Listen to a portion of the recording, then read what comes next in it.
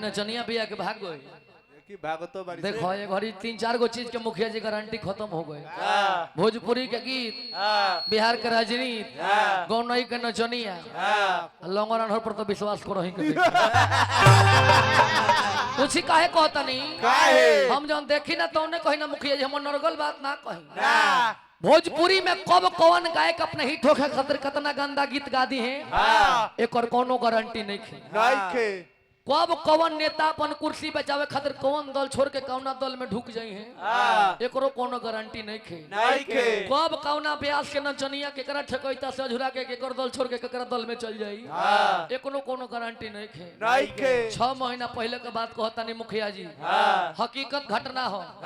जातरनी जा दिल्ली गाँव नहीं रहे जैसा ही कानपुर हेला नहीं जा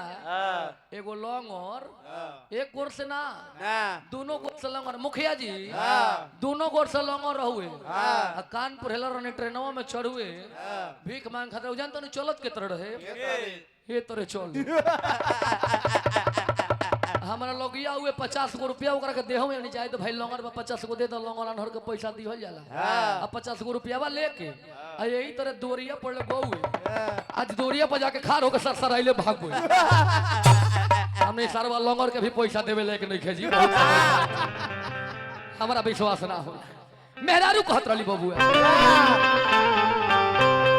आय हाय हाय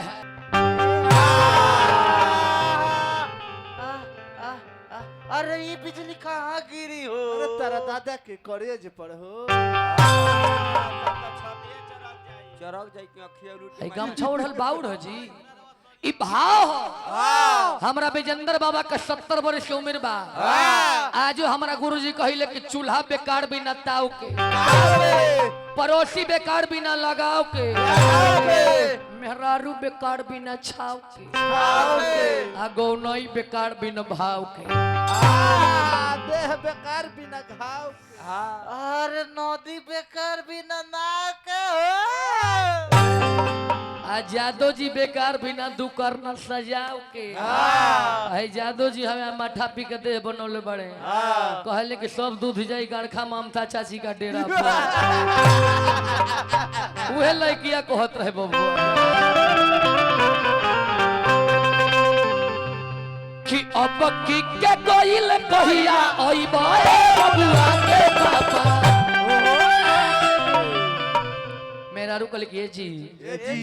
जाते बने तो फिर कब आइब तनी हमरा के बता के ना जाई कहत रहिए बच्चा कि अब की के गइल कहिया ओइबा बबुआ के पापा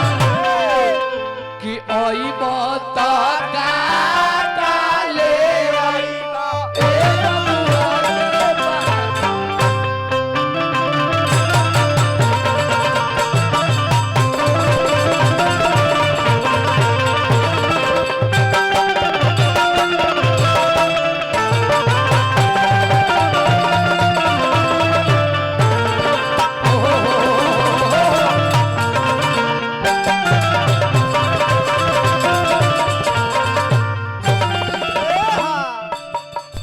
आगे ना चल लहंगा के हवा बहुत खराब हो हम नहीं चाहता निकेत बाबू के फिर हमरा लहंगा के हवा लागू अपना दादा लहंगा के हवा से हम बहुत अलग हो गए अपना दादा का जमीन में जाओ अर्जुन भैया ब्याह जी बैठल बानी अर्जुन भैया के भी हार्दिक स्वागत लइका गणेश बाबा से कल की बाबा गौरी के ललनावा के पूजिला चारणवा बाबा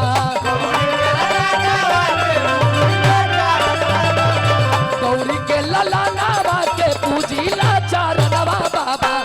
सुमिरन में आई ये बाबार हे गणेश बाबा सुमिरन में आई ये बाबार हे गणेश बाबा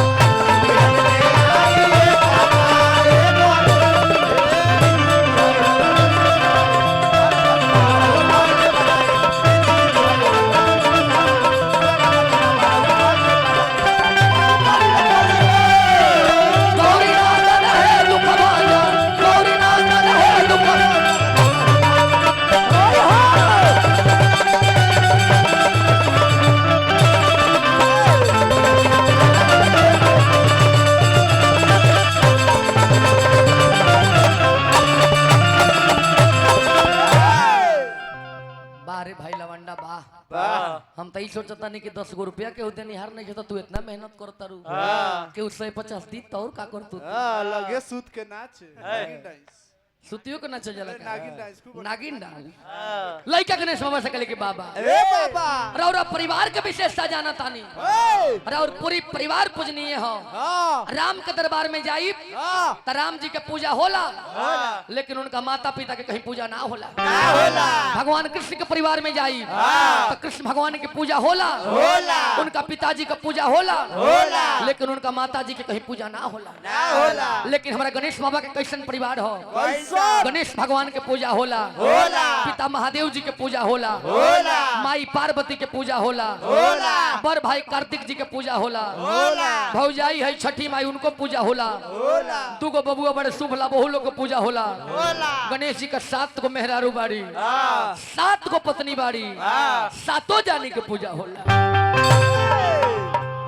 कितना रवल्लादार बानी भैया रुपया दे देनी नामो ना धरे के कहनी गुप्त दान जेंगा गुप्त में रवा रुपया देले बानी बरहम बाबा से विनती करे करे मल्लिकाइन का गुप्ते में एगो लइका हो जाओ केहू मत जानो के लइका के करो लइका गणेश बाबा से कहले के बाप हरे एक ही बात अंतरे हौआ अभी न भी जराज दे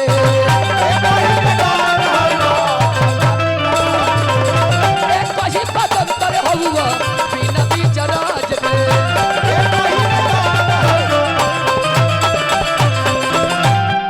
हमने के भारत ऐसा देश मुखिया जी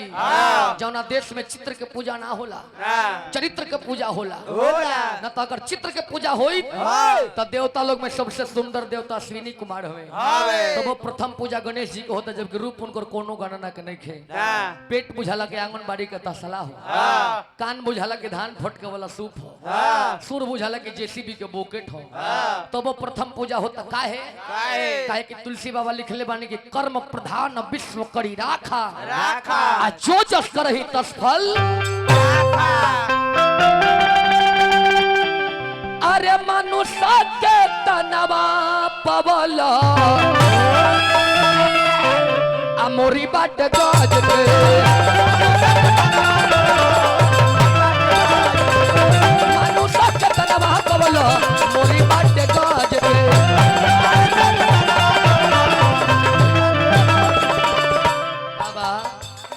भाई हमारा अर्जुन भैया ब्याह जी हैं हम बोलेबे करती रहो के एगो ना रोकी पहले एगो माला पहनाए तनी जोरदार ताली बजा के अर्जुन भैया के सम्मान करी सब लोग जोरदार ताली बजाई ब्याह जी के भाई भाई के प्रेम बनो रहो नारायण जी बनो रुपया रहे दी रौरा रुपया काहे के दी ना अरे और प्रेम बनो रहो ये हमने खातिर अधिका बा रुपया के कौन काम लइका कहले के बाबा रौरा खातिर एगो पियर लड्डू मंगोले बनी खाई बाबा ना रौरा खाई ले बाबा त खा बाबा पियर पियर लड्डू के करीला भोजनवा बाबा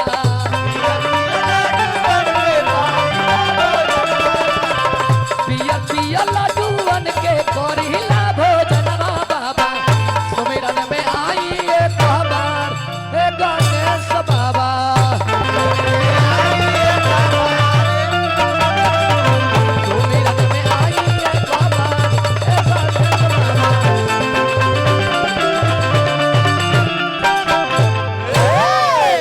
भोरका नाबाजी पचना ना होई